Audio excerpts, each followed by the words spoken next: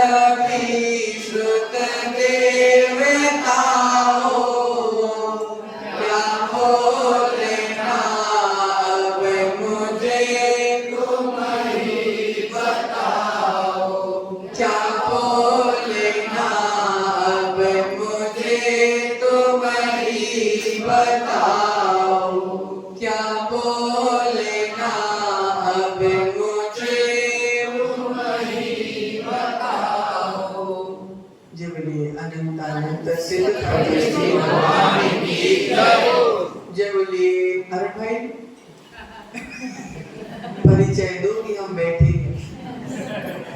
जय बोलिए मूलैन 1008 श्री श्याम सुंदर भगवान की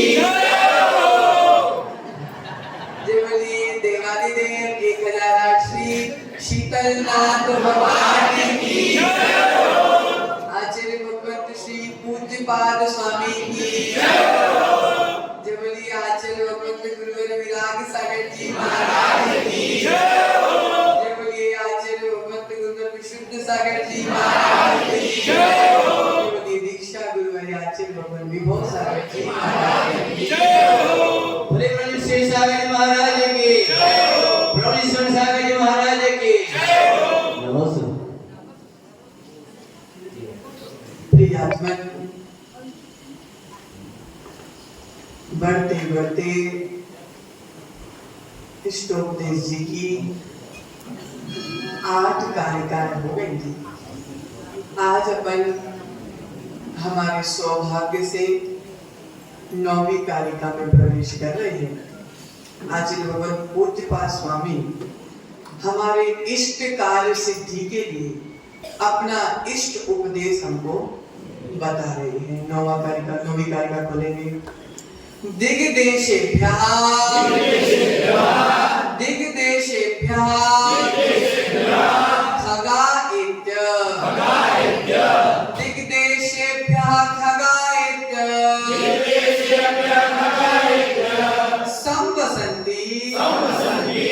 संवसन्ति नगे नगे दिग्देशेभ्यः खगायेत्य संवसन्ति नगे नगे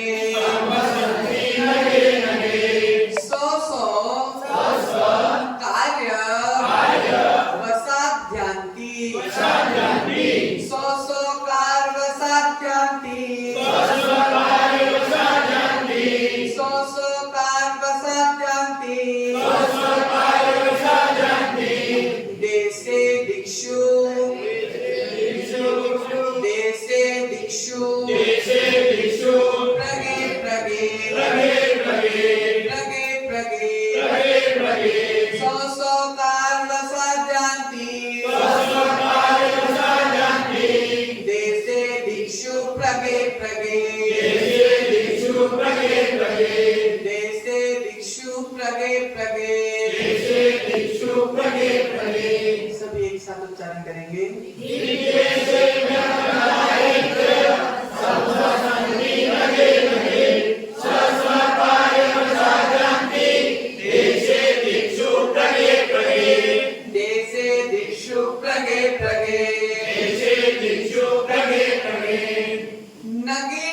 और प्रगे प्रगे। पहली लाइन में क्या शब्द है? नगे नगे। और दूसरी लाइन में तो आचार्य भगवान पूज्यपाद स्वामी कह रहे हैं नगे नगे वृक्ष वृक्ष पर, काय पर? पेड़ पेड़ पर, वृक्ष वृक्ष पर, दिग्देशेभ्यः दिशाओं और देशों से, कहां से? दिशाओं और देशों से। देखो मूलतः दिशाएं 4 होती हैं, लेकिन विदिशाएं मिलाकर दिशाएं 10 हो जाती हैं। तो देश देश से, दिशाओं दिशाओं से एक आकर खगा, कौन? पक्षी संध्या के समय, किस समय? संध्या के समय संवसंती ठहर जाती है। कहाँ ठहर जाती हैं?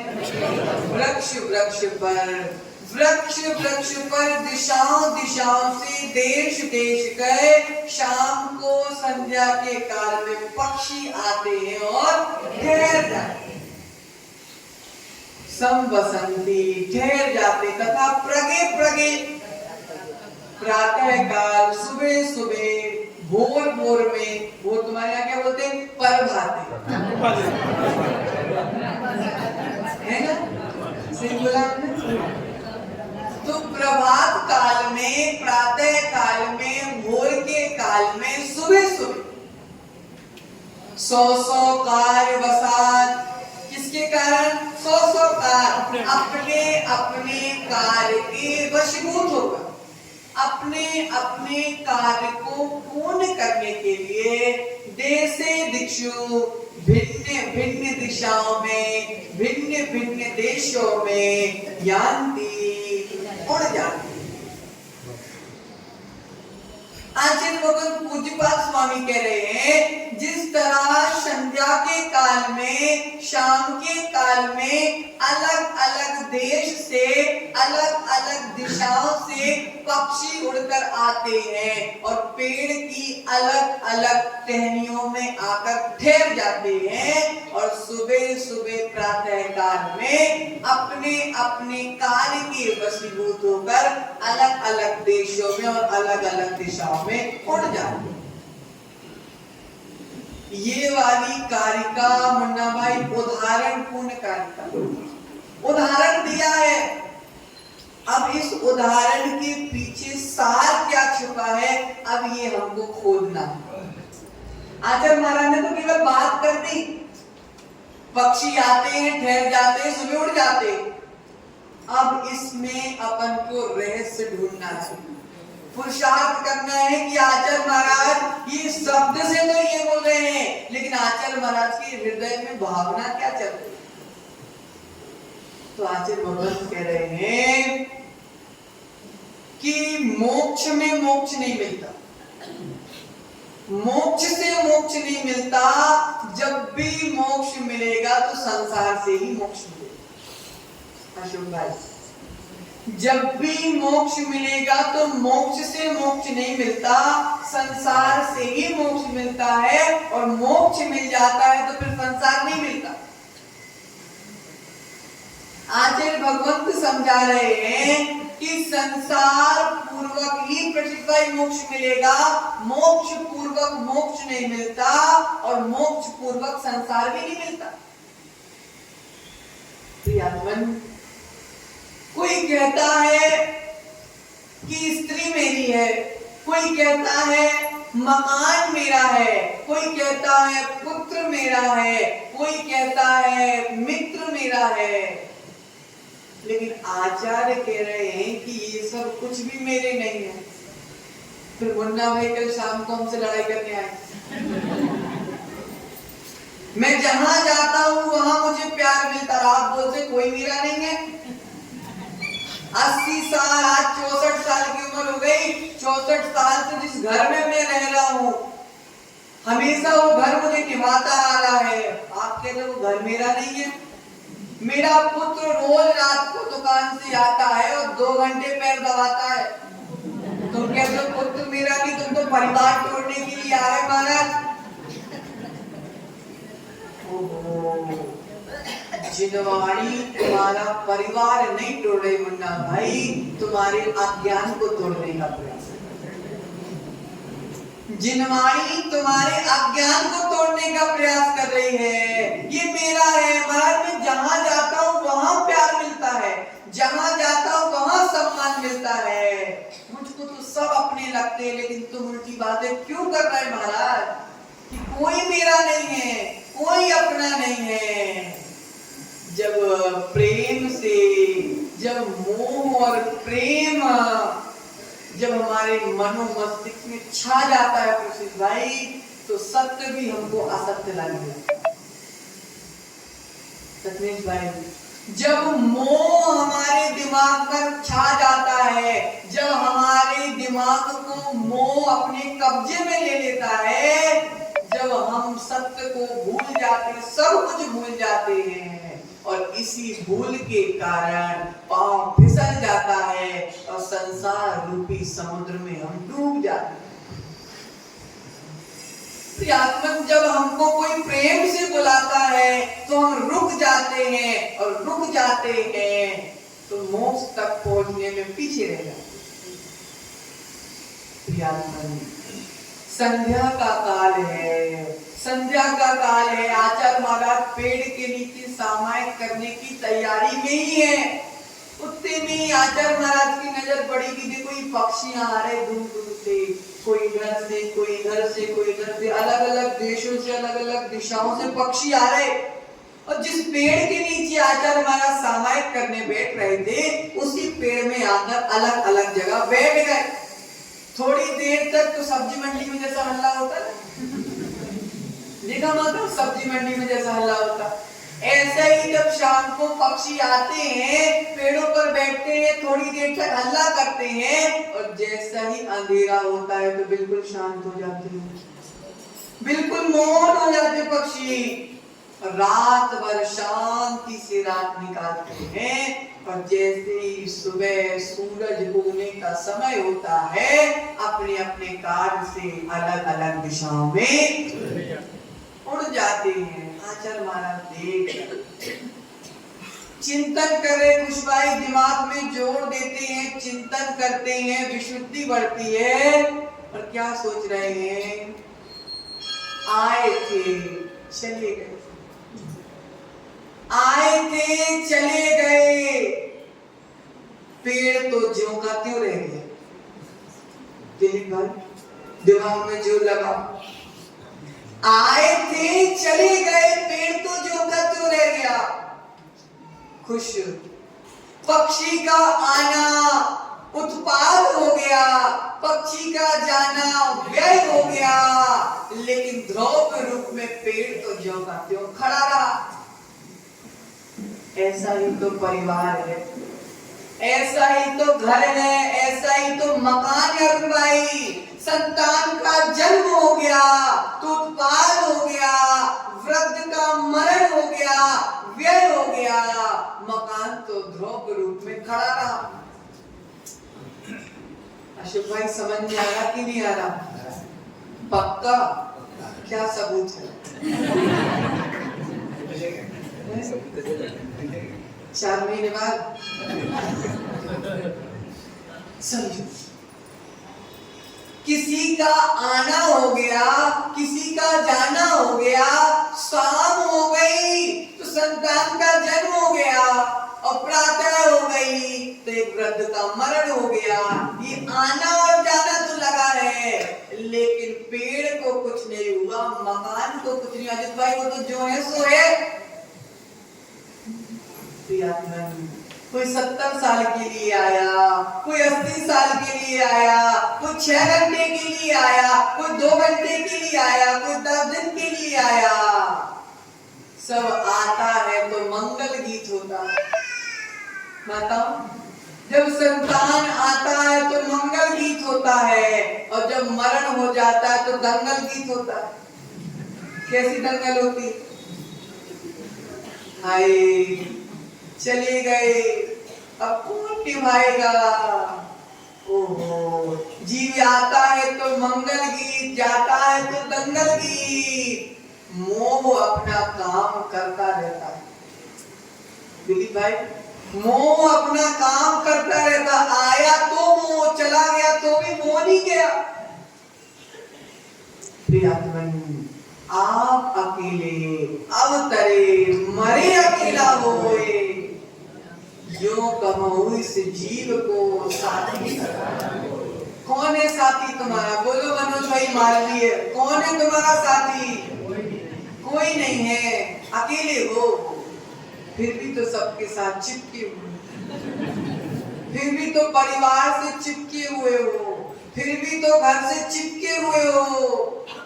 सुनील भाई कौन है तुम्हारा? बोलो। पंछी है तुम्हारा? बोलो पंछी है तुम्हारा?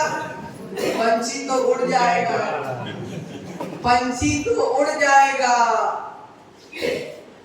प्रियात्मन समझो, जीव अकेला है, आना और जाना तो लगा रहेगा, लेकिन जीव को कोई फर्क नहीं पड़ने वाला। पूर्व में अपने क्या जाना था कि मोही प्राणी इनको अपना मानता है, इसलिए क्या करता है? आंसू बहाता है। प्रियात्मन आचार्य भगवंत कह रहे 100 कार वसात जानते, अपने अपने कार्य के कारण, अपने अपने प्रयोजन के कारण पंछी सुबह सुबह उड़ जाएंगे। देश देश में, दिशा दिशा में, प्रगे प्रगे प्रातः काल उड़ जाएंगे। आचार्य कह रहे अपने अपने कार्य के वसूभूत, अपने अपने कार्य के वशीभूत होकर सुबह सुबह उड़ जाएंगे। अब सुनो मुन्ना भाई, बहुत अच्छी बात, यही संसार है। आना और जाना, जन्म और मृत्यु, यही तो संसार है। और जहाँ जन्म और मृत्यु का अभाव हो जाता है, वहां क्या हो जाता है? प्रियात्मन समझो, आचार्य कह रहे हैं हम सब आए हैं, पक्का जाएंगे, ये सब रैन बसेरा है। क्या है? रैन बसेरा है। अगर शुद्धोपयोग में जाओगे तो राम की तरह चले जाओगे। अशोक भाई, शुद्धोपयोग से जाओगे तो राम की तरह चले जाओगे, शुभ उपयोग से जाओगे तो सीता की तरह चले जाओगे, और अशुभ उपयोग के कारण जाओगे तो लक्ष्मण की तरह चले जाओगे। राम, सीता, लक्ष्मण तीनों की जोड़ी, तीनों साथ में रहे, लेकिन तीनों की दिशाएं अलग अलग हो गई।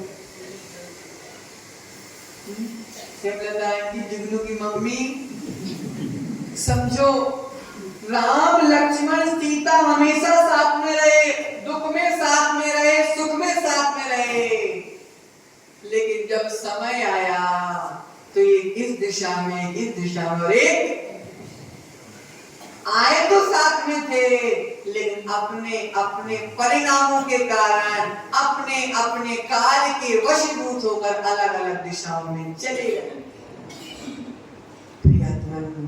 परिणामों के अनुरूप ही आयु बंद होगा, और आयु बंद के अनुरूप ही तुम्हारी गति होगी। इसलिए इतना समझना कि हमारा घर एक वृक्ष है। क्या है? वृक्ष है। नाती आया है, पिताजी चले गए, नाती आया, पिताजी चले गए, फिर और आया तो दूसरे चले गए। ये आना जाना, ये उत्पात और व्यय तो लगा रहेगा, लेकिन ये मेरा घर द्रव्य रूप में, इसको कोई फर्क पड़ने वाला नहीं है। प्रियात्मन अपने अपने कार्य के वश में जैसा जैसा आयु बंद किया है, वैसा वैसा जीव चला जाएगा। तुम्हें ले जाने वाला कोई नहीं आएगा, कोई टैक्सी नहीं आएगी, कोई रिक्शा नहीं आएगा, कोई हेल्पलाइन नंबर नहीं है, ना ओला चलता है, ना क्या क्या चलता है? हाँ, जो भी चल रहा है, कोई नहीं लेने आएगा। तुम्हारे परिणाम ही तुमको लेके जाएंगे, और तुम्हारा आयु कर्म ही तुमको ले। आचार्य भगवंत ने, पूज्य गणाचार्य गुरुदेव राज सागर महाराज ने युग प्रतिक्रमण नाम की एक मूलाचार की प्राचीन पद्धति को जीवित किया। जिसमें 5 वर्षों में संघ के जितने भी साधक है, मुनि, आर्यिका, एलक, शुल्लक, चुंडिका, ब्रह्मचारी, वो सब एक जगह पे इकट्ठे होकर एक दूसरे से 5 साल में मिलते हैं और प्रतिक्रमण के निमित्त से कुशल क्षेम की एक दूसरे से पूछ लेते हैं। सबसे पहला ये प्रतिक्रमण हुआ था, कब हुआ था भाई? 2012 में हुआ था, जयपुर में हुआ था। और जयपुर में पूरे साधु आए। संघ के उस समय लगभग 300 साधु थे, अब तो 550 हो गए। पहले 300 साधु थे। 300 साधु एक जगह इकट्ठे हुए। आचार्य महाराज ने पहले ही दिन के प्रवचन में उपदेश दे दिया, दिग्देशी व्यास सदाई। दिशा दिशा से, देश देश से पक्षी आ गए हैं। कितने दिन के लिए आए हैं? 5 दिन, 6 दिन, 7 दिन के लिए आए हैं। शांति से रहना, सरलता से रहना, मिल बांट कर रहना। और जैसे ही सुबह होगी और सारे साधु अपनी अपनी दिशाओं में विहार करके, आचार्य महाराज ने जिस दिन विहार किया उस दिन लगभग 100 भिक्षुओं ने भी विहार कर दिया। चरितार्थ कर दी गाथा, चरितार्थ कर दी गाथा। क्या चरितार्थ कर दी? कि देश देश, दिशा दिशा से पक्षी आए थे। प्रसिद्ध भाई, और समय आने पर सुबह सुबह सब अपनी अपनी दिशाओं में चले गए। अरुण भाई, हमको पता नहीं कि तुम कहां से आए, स्वर्ग से आए हो कि नरक से आए हो कि देवगति से आए हो, कहां से, हम नहीं पता। लेकिन मुझे ये पता है कि मेरे पुण्य से आप मुझे प्राप्त हुए, आपके पुण्य से हम प्राप्त हुए। समय इतना सा बचा है। अशोक भाई, लगभग 1 महीने निकल गए, पता नहीं चला कब निकल गए। समय कम बचा हुआ है। जब हमारे पास समय कम बचा हुआ है तो क्यों ना हम एक दूसरे के साथ वात्सल्य से रहें, क्यों ना हम एक दूसरे का मिल बांट कर रहे, क्यों हम लड़ाई झगड़े में अपना जीवन खराब कर। समय तो इतना ही सा है, चाहे लड़ने में गुजार दो, चाहे मिल बांट के रहने में गुजार दो। तो आचार्य कह रहे हैं क्यों ना हम धर्म के साथ जुड़े, क्यों ना हम कषायों की मंदता के साथ जुड़े, क्यों ना हम मोक्ष मार्ग की ओर जाने से जुड़े। क्योंकि समय तो थोड़ा ही सा है भाई। समझो, यही विचार हमको घर वालों से भी करना है, यही चिंतन हमको घर में रहते हुए भी करना है। क्योंकि माताओं, प्रातः सबको उड़ जाना, प्रातः सबको उड़ जाना है। प्रसिद्ध भाई, सुबह सुबह सबको उड़ जाना है। रात ही तो गुजारना है, क्यों ना रात भी प्रेम से गुजारे। रात ही तो गुजारना है, क्यों ना प्रकाश भाई वात्सल्य के साथ गुजारी जाए। सुबह सुबह तो सबको अपने अपने कार्य के वशीभूत होकर उड़ जाना है। इसलिए आचार्य कह रहे हैं, मौन, पक्षी मौन रहते हैं, रात्रि में पक्षी बोलते नहीं है। अगर सांप वगैरह भी निकले तो वो इतने मौन रहते कि सांप को भी पता नहीं चलता कि इसमें पक्षी। इसलिए हमारे घर में भी अगर झगड़ा हो, लड़ाई हो, तू मैं हो जाए तो शांति से मौन पूर्वक दरवाजा बंद करके कर लो। बाहर आवाज नहीं चला जाना चाहिए। बाहर चली जाएगी तो समझना ये पड़ोसी तुमको निभाए ना निभाए हंसी जरूर उड़ा देंगे। जिस प्रकार पक्षी रात्रि में मौन पूर्वक अपने स्थान पे रहता है कि पता नहीं चलता कि पक्षी है भी कि नहीं है, ऐसे ही हमको अगर कभी कुछ हो भी जाता है तो घर की बातें घर में ही रहने देना। इतना चिल्ला चिल्ला के नहीं लड़ना कि रामायण महाभारत देखने पूरा खानदो इकट्ठा हो जाए। ये पक्षी शिक्षा दे रहे हैं अरुण भाई हमको।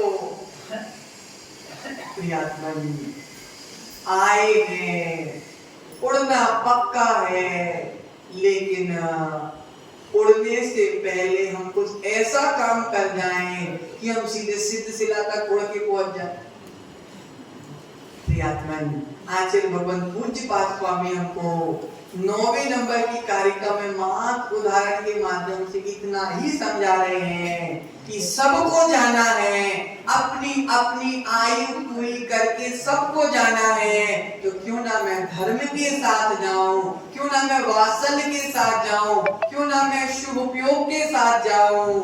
अच्छे से रहोगे तो अच्छे गुण लेके जाओगे, और रोते बिलखते लड़ते झगड़ते रहोगे तो नरक में जाके असुर कुमार बन जाओगे। फिर खूब लड़ना, खूब भिड़ाना एक दूसरे को। प्रियात्मन, भिड़ाने वालों की संख्या बहुत है दुनिया में, भिड़ाने वालों की संख्या बहुत है। 4 लोग धर्म करेंगे, 4 लोग प्रभु का अभिषेक करेंगे, 4 लोग गुरु की सेवा करेंगे, तो पीछे से बहुत लोग आ जाएंगे। काय को जा रहे हो, क्या मिल रहा तुमको वहां पे? गरीब के गरीब रह गए।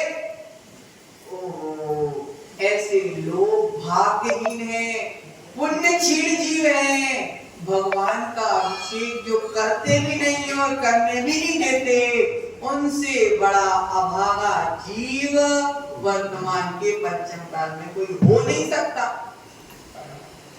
तो आचार्य भगवंत कह रहे हैं, शाम हो गई है, हम सब पेड़ पे आकर बैठ गए हैं और सुबह सुबह हम सब उड़ जाएंगे। इसलिए पक्षी आते हैं, बैठते हैं, ठहरते हैं और सुबह सुबह उड़ जाते हैं। इसलिए जीव का जन्म होता है, परिवार बढ़ता है, बूढ़े का मरण हो जाता है, परिवार घटता है। ये बढ़ना और घटना चलता रहेगा, लेकिन परिवार ध्रुव है, मकान ध्रुव है, उसको कोई फर्क पड़ने वाला नहीं है। इसी मंगल भावना के साथ रहे सुख शांति जीवन में, नहीं ये भावना स्वामी, डरे ना संकटों में हम, यही है भावना स्वामी, यही है भावना स्वामी। जय बोलिए आचार्य भगवत पूज्य पाद स्वामी की जय, जय बोलिए आचार्य भगवंत गुरुवर विभव सागर जी।